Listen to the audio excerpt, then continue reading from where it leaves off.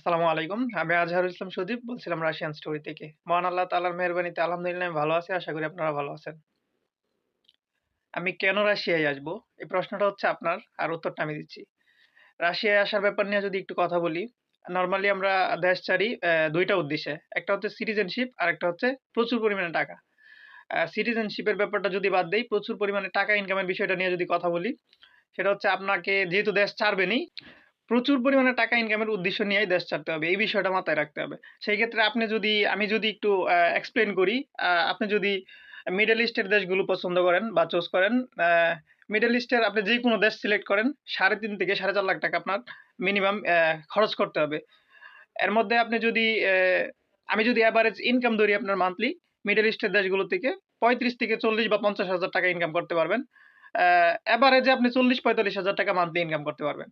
কিন্তু এর বেশি করাটা আপনার জন্য খুবই ক্রিটিক্যাল। আর আমি যদি আপনাকে মানে সাজেস্ট করি সেটা রাশিয়াটা আপনি কেন চুজ করবেন? আপনি রাশিয়াতে আসতে গেলে ৳৫.৫ থেকে ৳৬,০০,০০০ বা ৳৬,৫০,০০০ র মধ্যে আপনি রাশিয়াতে আসতে পারবেন।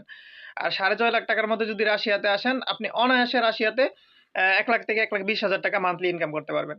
এখন আপনি সিদ্ধান্ত নিবেন যে আপনি রাশিয়াতে আসবেন নাকি মিডল ইস্টের কোন দেশে যাবেন।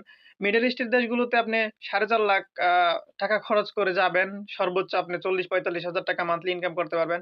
আর যদি রাশিয়াতে আসেন ৳৫,৫০,০০০ থেকে ৳৬,৫০,০০০ র মধ্যে আসতে পারবেন। এর মধ্যে আপনি মান্থলি লাখ টাকা ইনকাম করতে পারবেন। এখন অল্প সময়ের মধ্যে খুব বেশি টাকা ইনকাম করা যায় কোন দেশগুলোতে, ওটা আপনি একটু চিন্তা করে দেখবেন। এখন ভাই আসার পর থেকে এই প্রশ্নটা মানে সবচেয়ে বেশি করছেন যে ভাই রাশিয়া আসা কি ঠিক হবে? এখন আমি রাশিয়া সম্পর্কে আপনাকে বললাম। আপনার সিদ্ধান্তটা আপনার। আপনি কি রাশিয়া আসবেন কি আসবেন না? রাশিয়া আসার ভালো-মন্দটা আপনার উপর ডিপেন্ড করে। আপনি চাইলে রাশিয়া আসতে পারেন। তার আগ পর্যন্ত ভালো থাকবেন, সুস্থ থাকবেন, রাশিয়ান স্টোরিকে ফলো করবেন। আর রাশিয়া সম্পর্কে যদি আরো কোনো কিছু জানতে চান অবশ্যই আমাকে কমেন্ট করবেন। আমি আপনার প্রশ্নের উত্তর দেওয়ার সর্বোচ্চ চেষ্টা করব ইনশাআল্লাহ। আসসালামু আলাইকুম।